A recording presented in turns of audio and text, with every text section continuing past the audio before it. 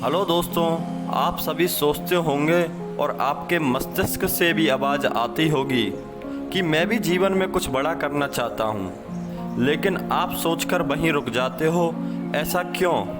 क्या आपको रास्ता नहीं मिल पाता या आप जीवन में कुछ ऊंचाइयों को छूना ही नहीं चाहते? तो दोस्तों, जो बात आज मैं आपको बताने जा रहा हूँ उसे सुनकर आपको आगे बढ़ने का रास्ता भी मिलेगा। और दोस्तों, वीडियो को अंत तक देखें। और इस वीडियो को शुरू करने से पहले मैं आपसे कुछ कहना चाहूँगा। जिसे हमारी बातें अच्छी लगे, वीडियो को वही लाइक और शेयर करें और हमारे चैनल को सब्सक्राइब करें। दोस्तों, आपको एक बार की बात बताता हूँ। एक राजा को उपहार में बाज के 2 बच्चे भेंट किए। राजा ने इससे पहले ऐसे शानदार बाज कभी नहीं देखे थे, तो राजा ने उनकी देखभाल के लिए एक व्यक्ति को नियुक्त कर दिया। कुछ समय बाद राजा ने देखा कि बाज के बच्चे काफ़ी बड़े हो चुके थे और अब पहले से भी ज़्यादा शानदार दिख रहे थे। तो राजा ने उस आदमी से कहा जो बाजों की देखभाल करता था।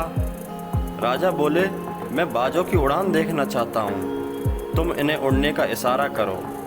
तो आदमी का इशारा मिलते ही दोनों बाज उड़ान भरने लगे।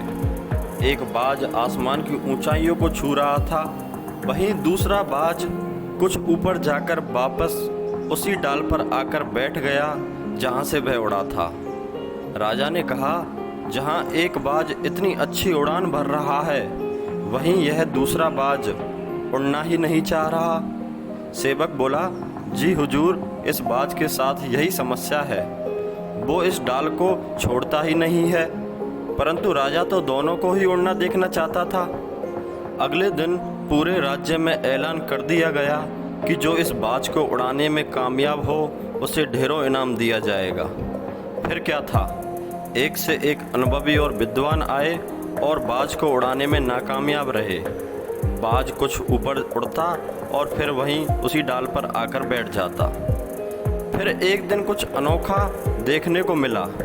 राजा ने देखा दोनों बाज आसमान में उड़ान भर रहे थे।